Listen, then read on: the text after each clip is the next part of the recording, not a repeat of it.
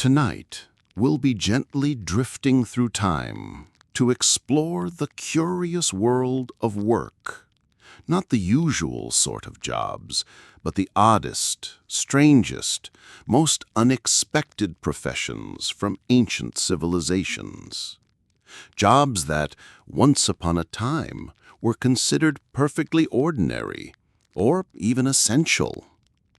As you settle into bed, fluff your pillow, and close your eyes, let your imagination wander back to a time before alarm clocks, emails, or traffic jams.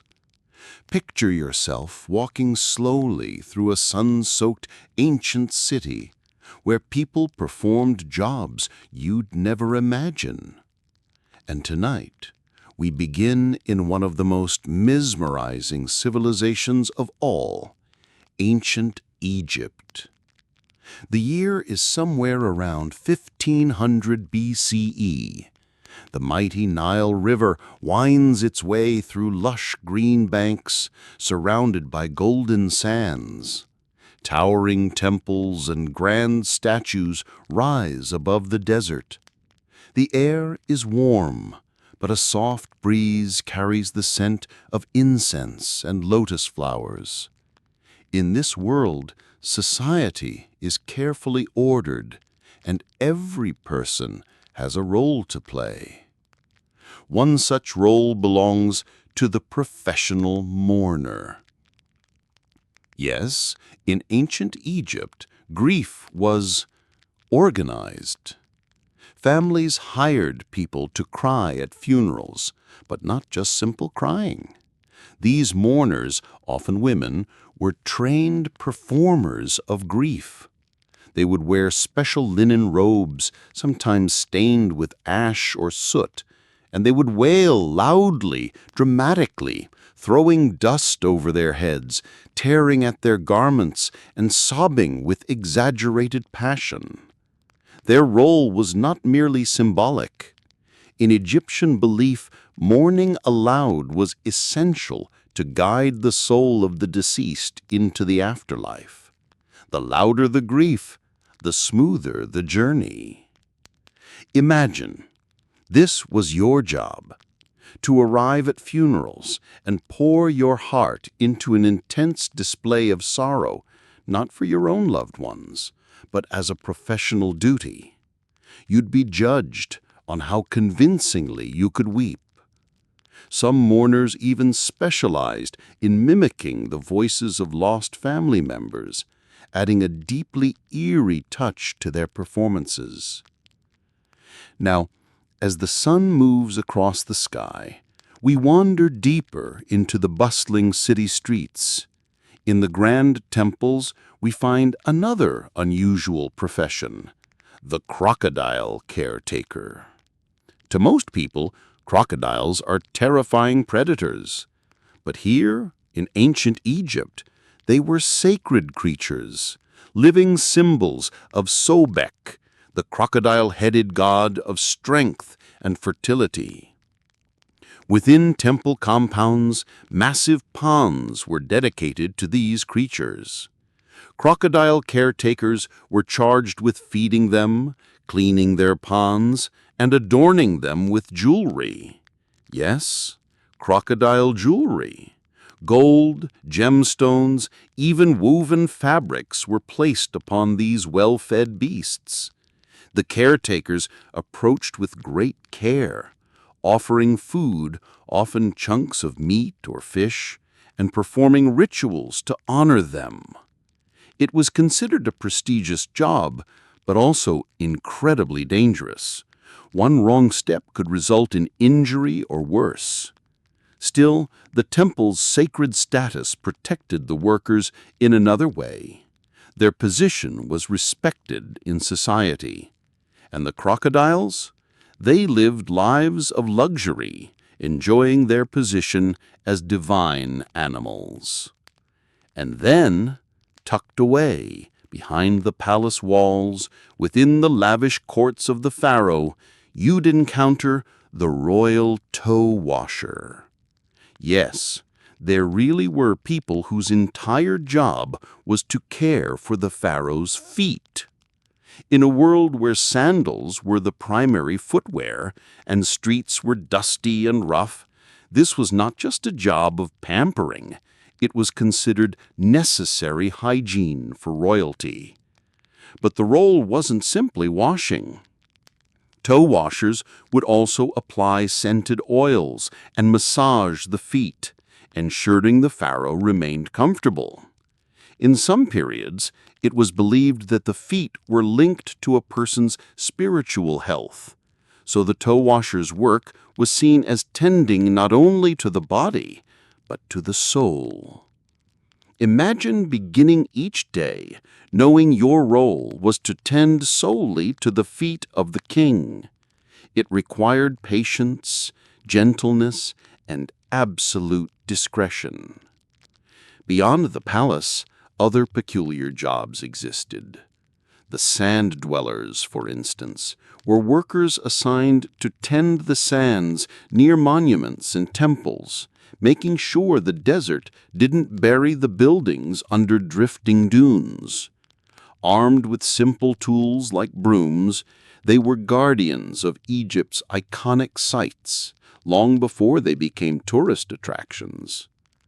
And the papyrus makers carefully harvested reeds along the Nile to create the paper that would record history, poetry, and royal decrees. Their work was slow, steady, and delicate, each sheet of papyrus taking days to complete. In the cool chambers of the tombs, another group worked silently for years, the tomb painters.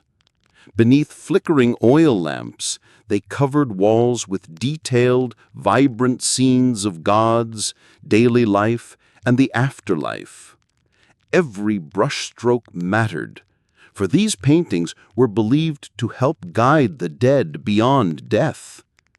Some painters worked on the same tomb for decades, never seeing it finished. As the Egyptian sun sets behind the temples and pyramids, we leave these ancient workers for now and prepare to journey to the bustling streets of Rome, where even stranger jobs await us. But we'll pause here. Let your thoughts drift like the Nile, gentle, slow, steady.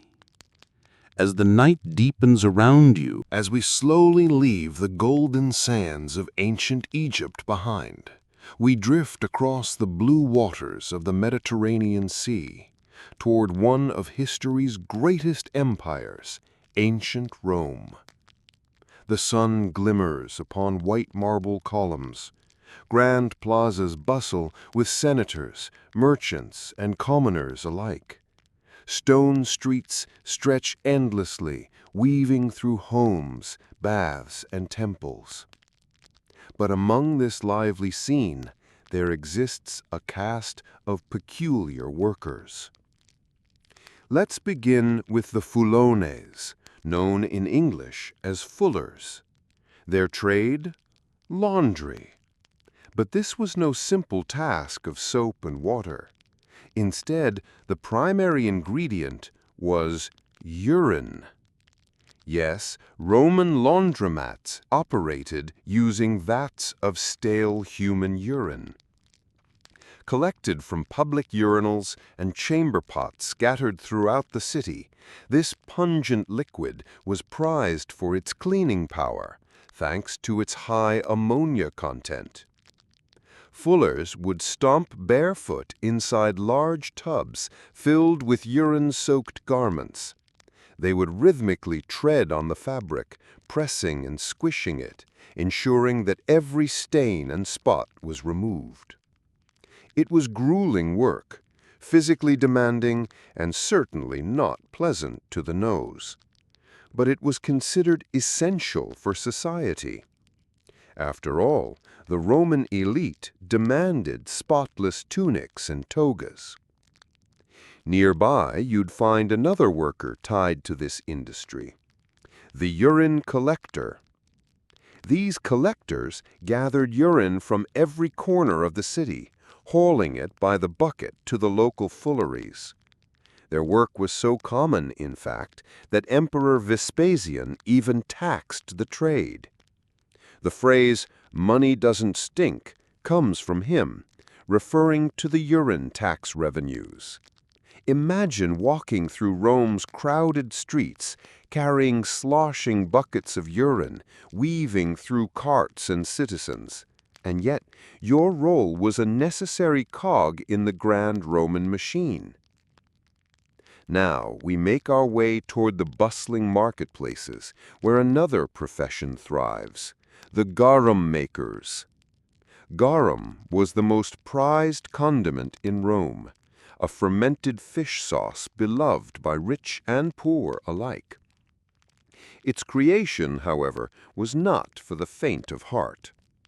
Garum was made by layering fish intestines, blood, and salt in large clay vats, then leaving the mixture to ferment under the blazing sun for months. The stench was unbearable, strong enough to be smelled from streets away. But once the process was complete, the liquid extracted was considered a delicacy. Some garum makers became wealthy from this trade. Certain types of garum sold for incredible sums, worth more than wine or olive oil. Next, we wandered toward Rome's mighty aqueducts, marvels of engineering that carried fresh water from distant mountains into the city. Here we meet the aquaries, the aqueduct maintainers. Their job was dangerous and vital. They'd crawl through narrow stone tunnels and inspect every segment of the aqueducts, checking for cracks, blockages, or leaks. Armed with primitive tools, they repaired damaged sections by hand, often dangling from precarious heights or squeezing through tight passages where light barely reached. Without them, the city would dry up. No fountains, no baths, no flowing water for thousands of homes. Now, as we near the lavish palaces of Rome's elite, we encounter the praegistator, the imperial food taster. The wealthier a Roman, the more paranoid they became about poison. For emperors and senators, every meal was a gamble. To combat this fear, they employed praegistatores, men whose job was to sample every dish before it reached their master. They were the first line of defense against poisoners. Though well paid and often respected, the role was fraught with danger. A single poisoned fig could be their last meal. But perhaps no profession in Rome carried such brutal fame as the lanista, the gladiator trainer. Lanistae ran gladiator schools, known as ludi. Here they trained slaves, prisoners, and volunteers in the deadly arts of combat. Part coach, part drill sergeant, and part ruthless businessman, the lanista shaped men into fighters destined for the arena. Their schools were harsh, with rigorous drills, grueling physical challenges, and strict discipline. But a successful lanista could achieve great wealth and influence, with their top fighters becoming celebrities of the Roman world. Imagine standing in the dusty training grounds, the air thick with sweat and dust, the clash of wooden swords echoing through the halls, knowing that each swing might decide whether you became a champion or a corpse. Rome was a city of contrasts, luxury and squalor, elegance and brutality, and within its grand walls, the oddest of professions thrived. As the Roman sun sets over marble temples and bustling streets, we leave these workers behind. Soon we'll drift north to medieval Europe, where even stranger jobs await us, in candlelit villages and stone castles. But for now, rest. Let your mind wander, imagining moonlight glimmering on marble statues and the faint scent of lavender mixed with old stone. Now, we drift farther north. Time slows as we enter the winding streets of medieval Europe. The air is cool, carrying the scent of wood smoke, roasted meats, and damp earth. Cobbled streets weave between timber-framed homes, their shutters glowing faintly with candlelight. As we walk through this village, we encounter some of history's strangest occupations. Let's begin with one of the most infamous, the gong farmer. In medieval towns and cities, sanitation was a significant challenge. Without modern plumbing, homes had cesspits, deep holes where waste collected, but someone had to clean them. That task belonged to the gong farmers. Their work began after nightfall, under the cover of darkness, to avoid disturbing others, and perhaps to spare themselves some embarrassment. Armed with shovels, wooden buckets, and thick gloves, they would climb down into the pits and begin the grim process of scooping out the waste. Load after load, they hauled it up, often working in complete darkness with only the faint light of a lantern. The job was revolting by any measure, but surprisingly, it paid quite well. Gong farmers were compensated handsomely for their efforts, sometimes earning several times more than a craftsman. Still, their profession marked them socially. Though necessary, they were often shunned or forced to live on the outskirts of town. Now, as we wander further, we hear the haunting sound of a distant chant. It leads us to another curious figure, the sin eater. In some rural areas of Britain and parts of Europe, it was believed that a person's sins could be absorbed by another, sparing their soul from eternal punishment. When someone passed away, their family might hire a sin eater. The sin eater would sit beside the body, and a ritual meal, usually bread and ale, would be placed on the deceased's chest. After reciting a few solemn words, the sin eater would consume the meal, symbolically absorbing the dead person's sins. This was a lonely and often feared profession. Though seen as spiritually necessary, sin eaters were believed to carry the weight of many souls, and were often shunned from society, living in isolation despite their vital role. We continue our walk and spot another essential worker, the rat catcher. In an age when disease and plague swept through towns with terrifying speed, rat catchers were hired to rid communities of rodents. These men and women roamed the streets with ferrets, dogs, or even specially trained cats. They'd chase rats through alleyways, thatched roofs, and cellars, trapping them with nets or snares. Their work was risky, as they were constantly exposed to disease and injury. And yet, they were seen both as saviors and as outcasts, necessary but unsettling. Nearby, the clang of iron draws our attention to another dark profession, the executioner. Tasked with carrying out public punishments, executioners held a feared and complex position. They were both respected and reviled. In some towns, they lived on the outskirts, entering only when their services were needed. Executioners often passed their trade down through generations, training their children in the grim arts of beheading, hanging, and other punishments. Though they wielded power over life and death, many spent their lives in isolation. As we stroll further, the soft call of a horn echoes through the town square. A town crier steps into view. Before newspapers and social media, The town crier was the voice of the people. Dressed in bright colors and carrying a bell, the crier would announce news, laws, and proclamations aloud for all to hear. They'd walk through the streets at dawn, stopping at busy corners to share updates from everything from royal decrees to market prices. In small towns, the town crier's word was often trusted more than any written notice. And finally, we paused before a quiet home with a faint red mark painted on its door. Here we find the eerie figure of a plague doctor.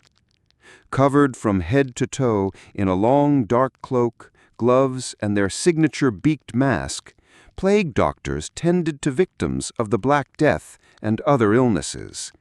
Their masks were filled with herbs and spices to purify the air, or so they believed. They carried wooden canes to examine patients from a distance, attempting to avoid direct contact.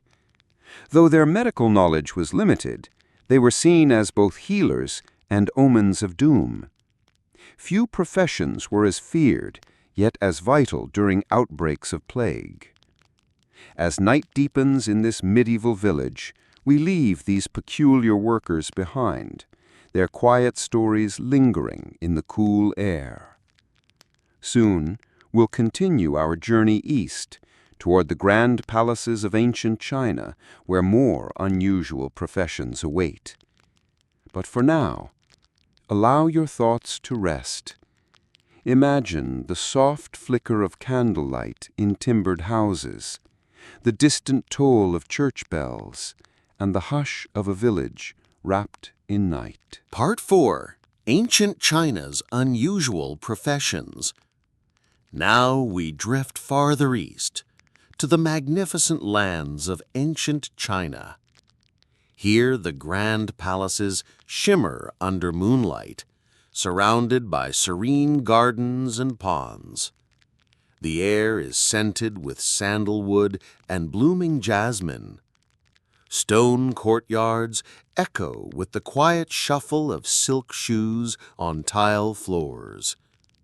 Among the many layers of Chinese society, from emperors and scholars to farmers and artisans, there existed some truly curious professions.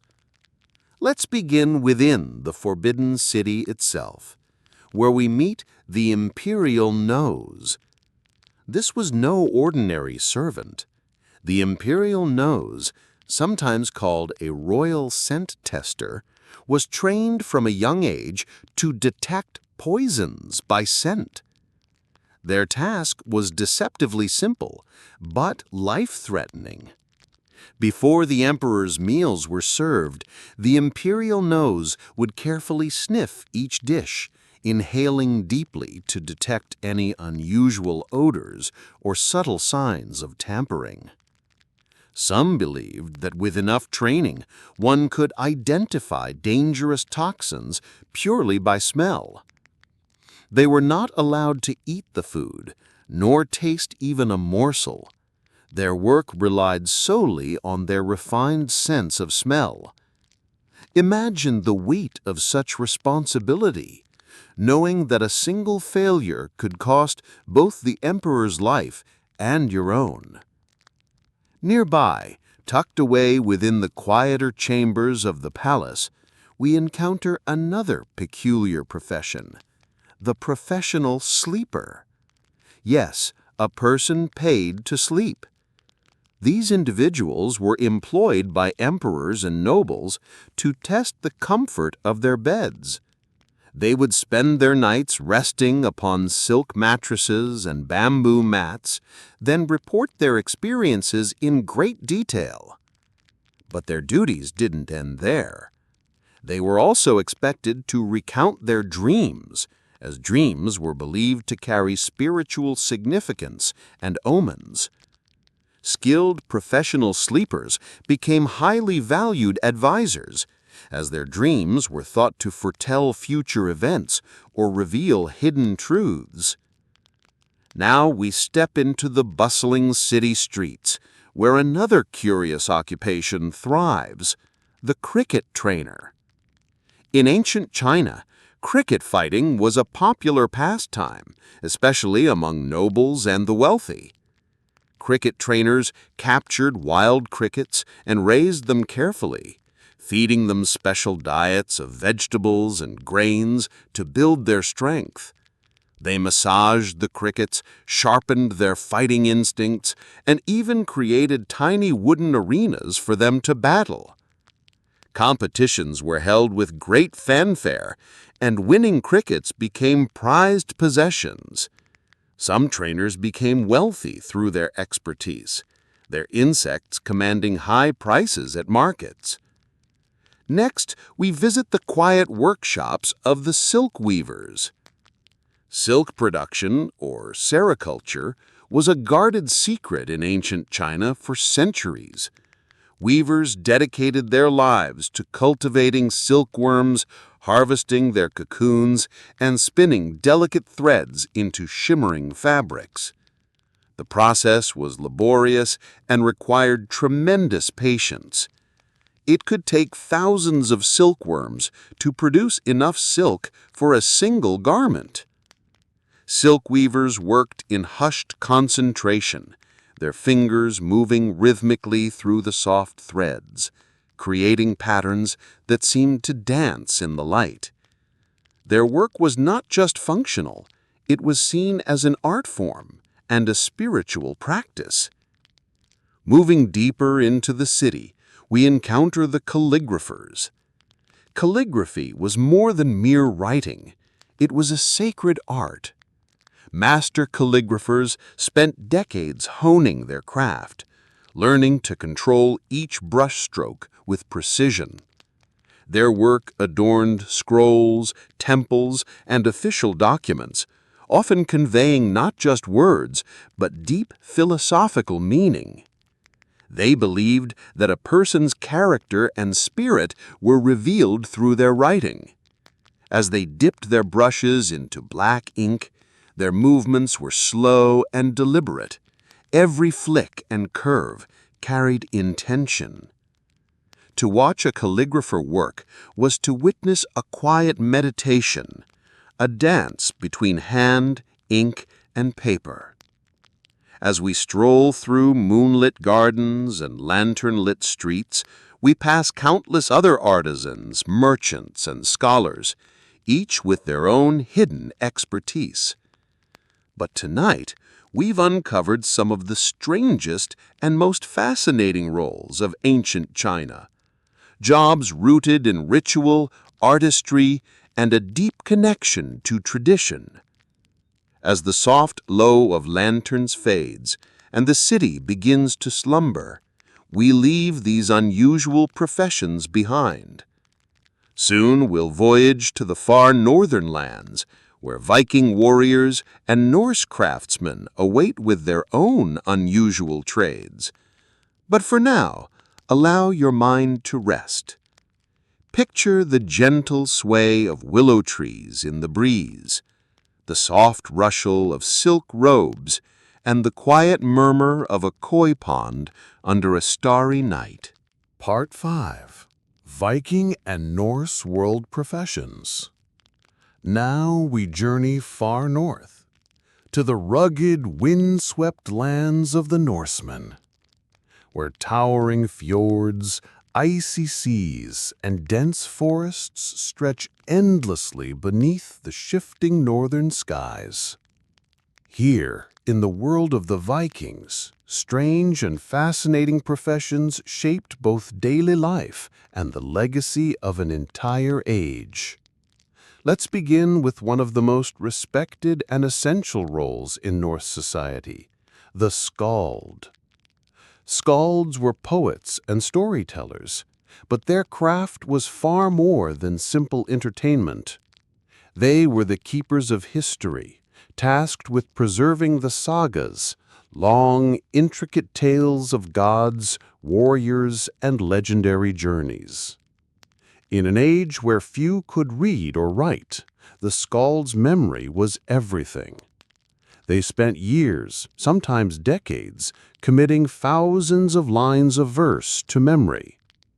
Their words were carefully crafted, often woven with hidden meanings, riddles, and metaphors. At the glow of firelight, skalds would recite their sagas to spellbound listeners, their voices rising and falling like the tides, drawing the audience into a world of myth and heroism. A skilled skald could earn great favor from kings and chieftains, traveling from village to village under their protection. Next, we visit another highly regarded role, the rune carver. Runes were the letters of the Norse writing system, carved onto stone, wood, and bone. But they were far more than mere writing. Each rune was believed to carry mystical power, tied to magic and prophecy. Rune carvers were craftsmen and spiritual figures, carefully etching messages, memorials, and magical charms into stone markers known as rune stones. Their hands worked steadily, their chisels tapping in rhythmic patterns as they inscribed tales of battles, prayers for protection, and dedications to fallen ancestors. These carved stones still stand across Scandinavia today. Their weathered marks whisper forgotten stories from a distant past. Now we venture to the busy shipyards, where we find the shipbuilders, master craftsmen behind the iconic Viking longships. Known as drakar or knar, these ships were the key to Viking exploration, trade, and conquest. Shipbuilders, called skeiðasmiðir in Old Norse, were revered for their deep knowledge of wood, wind, and water. They spent months, sometimes years, selecting the perfect trees, shaping every plank, and binding the pieces together with intricate joints and iron rivets. The longships were designed for speed and flexibility, able to sail across oceans and glide up shallow rivers with ease. Without the shipbuilders, the Viking Age itself might never have sailed. Their craft was seen as almost mystical, guided by tradition, superstition, and years of experience. Further inland, we meet another rare figure, the shield maiden. Though women warriors were uncommon, Norse legends and sagas tell of shield maidens, women who fought alongside male warriors in battle. They trained in weapons, tactics, and survival, defending their villages and earning respect on the battlefield. Some tales speak of entire bands of shield maidens leading fierce charges against enemy forces. While historians debate how many truly existed, their place in Norse mythology remains powerful and enduring. And then there were the berserkers. Berserkers were among the most feared warriors of the Norse world. Their name is believed to derive from bear shirt, referring to the animal pelts they wore during battle. They fought in a trance-like fury, seemingly immune to pain and fear. Before battles, they performed wild rituals, chanting, biting their shields, and working themselves into an uncontrollable frenzy. To allies, they were unstoppable forces of nature. To enemies, they were terrifying monsters in human form. Some believed they were possessed by animal spirits, or that they used hallucinogenic herbs to enter their berserker state. Despite their ferocity, they often lived apart from society, their violent nature leaving them isolated when not at war. As we walk along the rocky shores, the salty breeze whipping through our hair, we encounter other curious Norse trades. The bone carvers, who crafted intricate combs and jewelry from animal bones. The blacksmiths, forging weapons and tools in smoky forges. And the seers or volvas, who read omens and guided chieftains through the uncertain tides of fate. Each profession, no matter how strange or specialized, played a crucial role in the Norse world, shaping a civilization that would leave its mark across continents. As the northern sky fades into a curtain of shimmering auroras, we leave behind the frost-covered villages and the roaring fires of the mead halls. Our journey through history's strangest jobs now nears an end. But before we close our tale, we'll take one last gentle step back, to reflect on all we've seen, and to drift quietly toward sleep. For now, rest. Let your thoughts wander with the wind over icy seas and rolling hills where ancient stories still echo in the night. Part 6. Closing Reflections. The strange threads that bind us all. Now, we find ourselves back in the quiet of the present moment. We've wandered through centuries and civilizations, from the sun-baked sands of ancient Egypt to the marbled streets of Rome, through medieval villages cloaked in candlelight, into the serene gardens of ancient China, and finally, to the frost-bitten shores of the Norse world. Each stop along our journey revealed the peculiar, often forgotten workers of the past, men and women who lived their lives in ways we might find strange, uncomfortable, or even unimaginable today. And yet, beneath the oddities, there's something deeply human in each of these professions. Take the professional mourners of Egypt. We may not hire people to wail at funerals today, but many cultures still place importance on public expressions of grief, still honor those who help others navigate sorrow. The crocodile caretakers seem strange at first, but even now we maintain sacred animals in temples, zoos, and conservation sites, preserving symbols of our past. The toe washers? Perhaps their role feels peculiar, yet modern spa workers and massage therapists aren't so different, offering care and comfort through hands-on service. The urine collectors and fullers of Rome? It's easy to laugh at the unpleasantness of their work, but every modern city still relies on sanitation workers, quiet heroes who keep our streets clean, often without praise. Garum makers fermented their potent fish sauce under the scorching sun. And today, we still ferment sauces, cheeses, and beverages, savoring tastes that were once born of survival. In medieval towns, the gong farmers shoveled human waste by torchlight, an essential, if unglamorous, job that kept diseases at bay.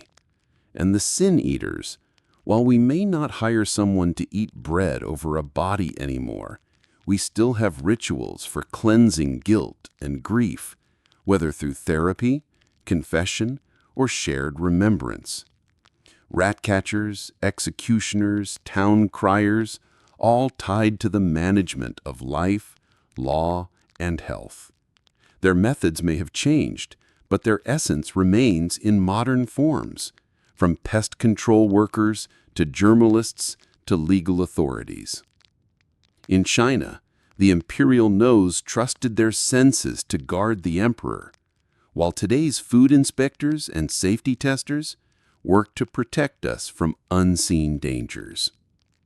Professional sleepers sound like a dream job, yet we now employ mattress testers, ergonomics experts, and even sleep scientists who study dreams and rest. The cricket trainers of old raised champions for sport, much like today's animal trainers who prepared dogs, horses, and even birds for competitions. And the calligraphers and silk weavers of ancient China remain immortal through their art, their roles preserved in modern craftspeople and designers who keep tradition alive. In the Vikings, The skalds kept history alive through spoken word, the very ancestors of our modern poets, songwriters, and oral storytellers. Rune carvers etched their stories into stone, as we now carve our words into digital stone, recording our lives through screens and social media. Shipbuilders shaped the course of nations, and we continue to build vessels today, sending humans across seas, skies, and even into space. The shield maidens still echo in today's depictions of strong women warriors in film, literature, and military service, and the berserkers, fierce and wild, mirror our fascination with those who push their bodies and minds beyond limits, whether in extreme sports or high-risk occupations. All these odd, forgotten jobs, when we strip away the details, reveal something essential. Humans have always worked to survive, protect, comfort, remember, and entertain.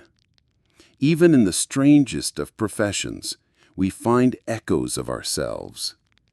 As you lay here, wrapped in quiet comfort, let this thought settle gently. Though the world changes, some threads remain unbroken.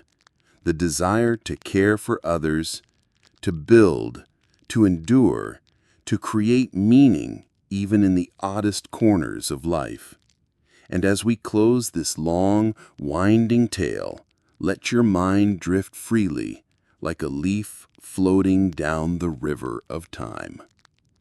Imagine yourself walking slowly through a distant, ancient street, passing by crocodile keepers, toe washers, garum makers, skalds, and sin eaters.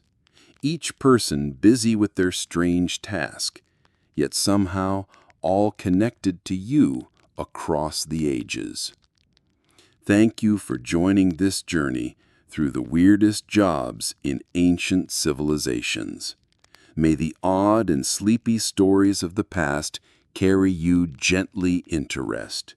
And may your dreams tonight be as strange, wondrous, and calm as the worlds we visited together. Good night and sweet dreams.